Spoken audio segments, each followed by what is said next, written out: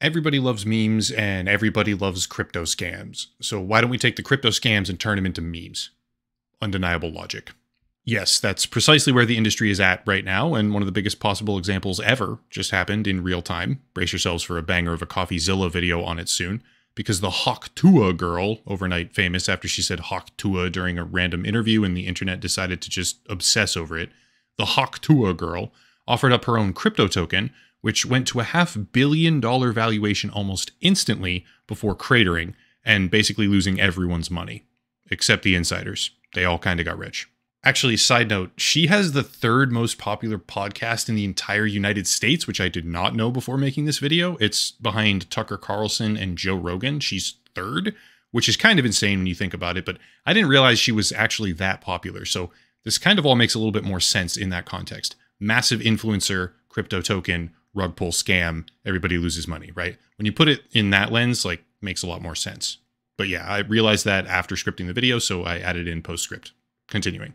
I'm not going to make this one overly complicated with the tokenomics or the blockchain analysis type stuff because that'll come later. Somebody is definitely catching charges over all of this. We just don't know who it is yet, and there's going to be plenty of people picking through the ledgers and tracking down wallets in the coming days.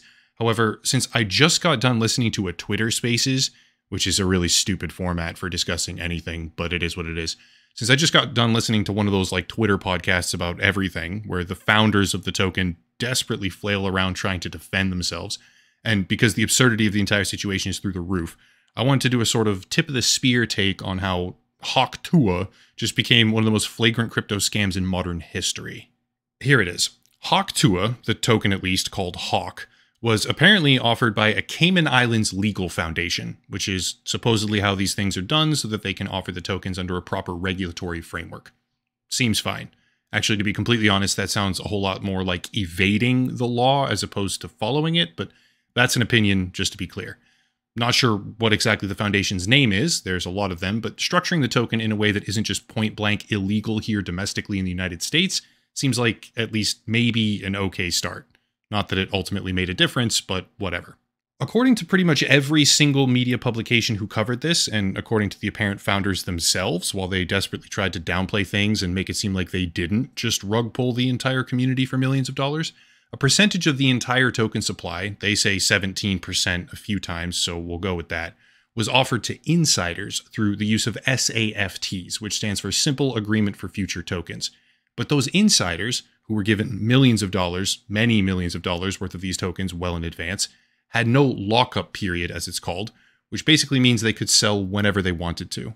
Well, within minutes of the token launching, as everyday people were hyped up and buying in and driving the price higher and higher, basically her community thinking that they could get rich, those insiders began selling, pretty much all of them.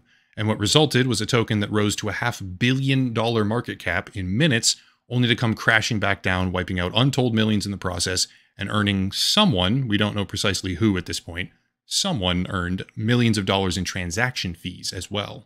Another aspect of this is called sniping, which means bots that rapidly buy out token supply directly at launch, then contributing to the rug pull soon after, which absolutely happened here as well. Here's an example of a bot wallet that purchased roughly $1 million worth of the token within seconds and then proceeded to dump it all on the community soon after, on top of the insiders who were also selling, so double whammy.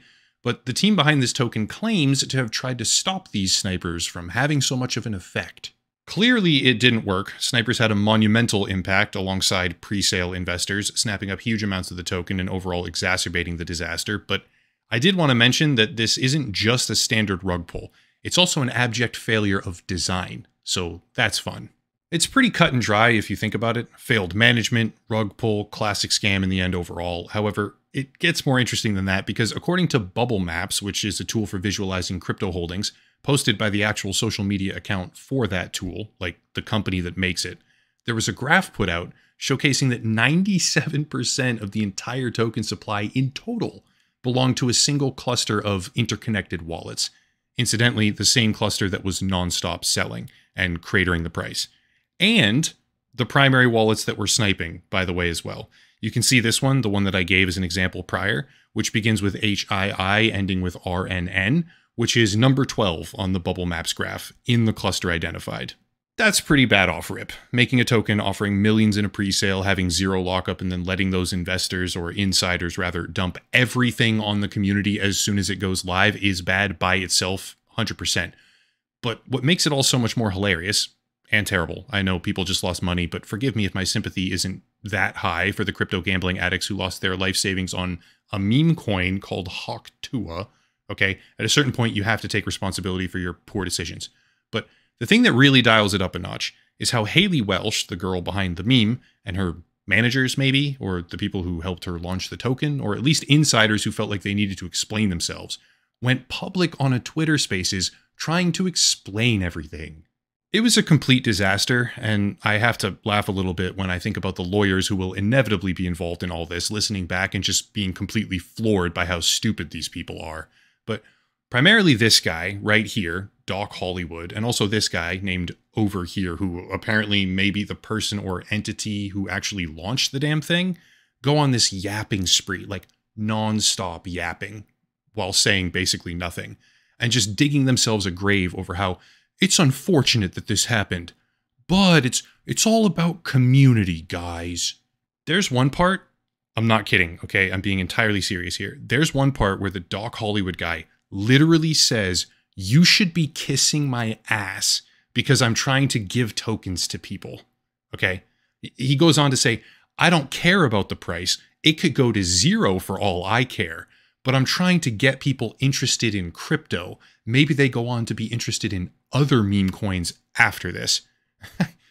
I was in disbelief listening to these clowns. And it got even better because Haley Welsh decided to let CoffeeZilla on stage to speak, and he immediately began grilling them about what happened, who made money, and why they made certain decisions. Well, they couldn't let that keep happening, obviously, so they muted him. They just didn't let him talk, or they tried to talk over him. Pretty sure they ended up kicking him out after that because he said, "I think I can explain what happened here," and they probably panicked when he said that. But pretty much every single person that they let speak just roasted them, ending with probably the best moment of the entire night, which was when some random guy started asking questions about the transaction fees or who profited, and Haley Welsh just pieces the fuck out. Bedtime. So I'm sort of curious, like, not for the token price itself, but just in terms of the fact that there's fees that are being generated, there's an actual, like, Hey source guys, of income. I hate to interrupt you, Nick. Hello there. But anywho, I'm gonna go to bed, and I'll see you guys tomorrow. People are genuinely right now filing complaints with the SEC already. This isn't just another oopsie crypto scam that gets lost in the crowd. This was a viral internet personality. Again, I'm putting this in postscript. I didn't realize how popular she is. Third most listened to podcast in the entire country, right? That's absurd to me. But anyway, this was is currently, not was, a viral internet personality with a token launch that capped out at $500 million with a B, $500 million in value. And people in her community, many, many thousands of them, lost pretty much everything they put in because of how the offering was structured. Now, CoffeeZilla made some accusations about insider trading directly linked to the creator's account, which I can't personally verify, but I do take his word at face value now. I think he has a well-earned reputation for calling it right on the basis of crypto scams. So if he says it, I just straight up believe him. I'll be honest about that. And if true, that is jail time. Whoever did it, whoever made money from it, they will face charges because the scale of this one is large enough to where regulators absolutely will come down on them and make an example. The children on pump.fun, like literally children, 12, 13 years old, I have a whole video about that disaster, which I'll link down below. That's a completely different thing. But the actual kids who are rug pulling like $30,000 or $50,000 on random meme coins with small market caps, they probably won't face any charges or accountability, unfortunately, because the sheer volume of criminal wrongdoing here is off the charts. And the SEC doesn't have the resources required to prosecute even a tiny fraction of it.